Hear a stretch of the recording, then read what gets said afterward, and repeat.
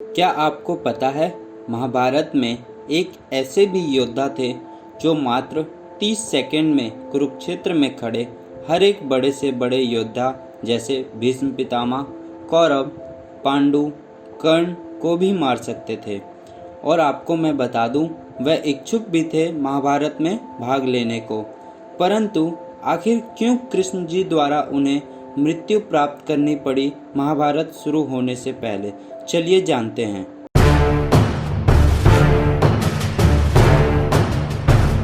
दोस्तों, हम बात कर रहे हैं उस महान योद्धा की जिनका नाम बर्बरीक था, जिन्हें आप खाटू श्याम जी नाम से भी जानते होंगे। बर्बरीक महाभारत में एक महान योद्धा थे। वह भीम पुत्र घटोत्कच और मौवती के पुत्र थे। जब वह पैदा हुए तब उनके पिता यानी कि घटोत्कच उन्हें देख के हैरान हो गए, क्योंकि पैदा होने के तुरंत बाद ही वह बड़े हो गए। तो घटोत्कच ने अपनी माँ हिडिंबा से पूछा, ऐसा क्यों? उनकी माँ हिडिंबा ने बताया कि घटोत्कच, ये तुम्हारा पुत्र है, तुम भी तुरंत बड़े हो गए थे, क्योंकि हम राक्षस कुल के हैं इसलिए। बर्बरीक को अस्त्र शस्त्र से बहुत लगाव था। उन्होंने अपनी माता और दादी माँ से युद्ध कला सीखने का आग्रह किया। उनकी माता और दादी माँ ने उन्हें सभी युद्ध कलाएं सिखाई और एक महान योद्धा बनाया, और वह भी अपने कौशल से सबको चकित कर देते।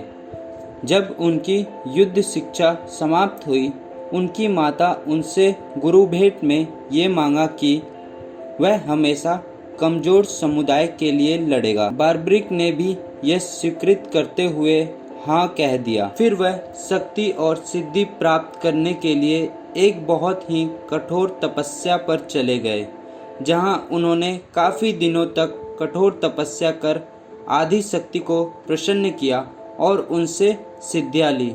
आदि शक्ति भी प्रकट होकर कही, मैं सिर्फ तुम्हें सिद्धियाँ दे सकती हूँ, परंतु शक्ति तुम्हें महादेव ही देंगे। तब उसने महादेव की बहुत ही कठोर तपस्या की और उन्हें प्रसन्न किया। तब महादेव ने बर्बरीक को ऐसी शक्तियाँ दी जो तीनों लोक में से किसी पे भी नहीं थी। बर्बरीक ने उनसे 3 अभेद बाण प्राप्त किए और 3 बाणधारी का प्रसिद्ध नाम प्राप्त किया। जब महाभारत का युद्ध प्रारंभ हुआ तो उन्हें अपनी माता और दादी माँ से आज्ञा मांगी युद्ध में भाग लेने को। उनकी माता ने कहा, तुम किस ओर से युद्ध करोगे? तो उन्होंने कहा, जो कमजोर पक्ष होगा उसकी तरफ से।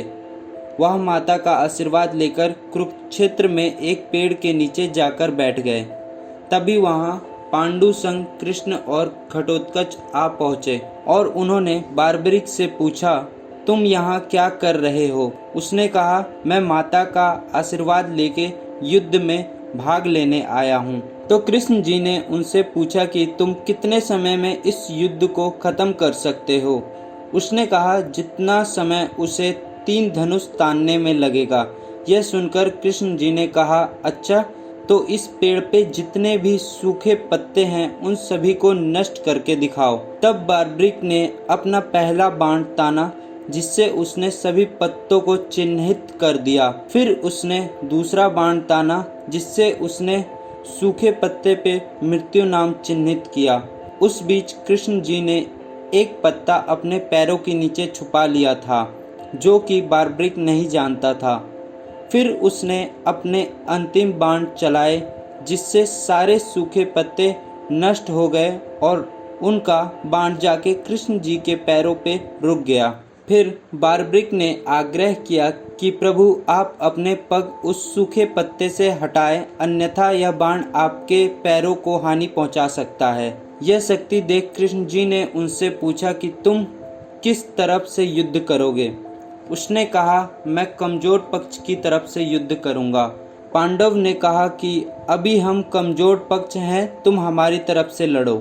परंतु कृष्ण जी ने उन्हें समझाया, अभी हम कमजोर हैं तो बर्बरीक हमारी तरफ से लड़ेगा, पर वह जब कौरव कमजोर हो जाएंगे, वह अपने कुल के विरुद्ध होकर अपने कुल का ही संहार करेगा।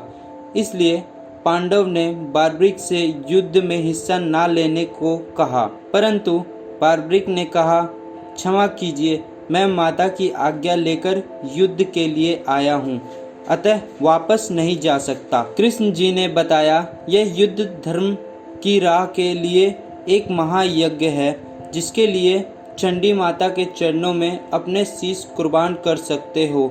तो बार्बरिक ने कृष्ण जी से अपनी इच्छा जाहिर करते हुए कहा कि वह अपना शीश काट देगा, परंतु उसे इस महायुद्ध को पूरा देखना है। कृष्ण जी ने भी उसे हाँ कह दिया। फिर उसने अपना शीश काट के कृष्ण जी के चरणों में रख दिया। कृष्ण जी ने जैसे ही उसके कटे हुए शीश को हाथ लगाया, उनमें जीवन आ गया और कृष्ण जी ने उसे कुरुक्षेत्र के एक पहाड़ी पे रख दिया ताकि बार्बरिक महाभारत का पूरा युद्ध देख सके। दोस्तों, आपको यह किस्सा हमारे द्वारा कैसा लगा ज़रूर कमेंट करके बताएं, और अगर आपको वीडियो पसंद आई तो लाइक करें और पौराणिक कथाओं को सभी भारतवासियों तक पहुंचाने के लिए शेयर भी करें, और ऐसे ही पौराणिक कथाओं को सुनने के लिए सब्सक्राइब कर लें और बेल आइकन को ज़रूर दबाएं। और अगर आपके पास भी ऐसी रोचक कथाएं हैं तो उसे इस दिख रहे मेल आईडी पे मेल कीजिए।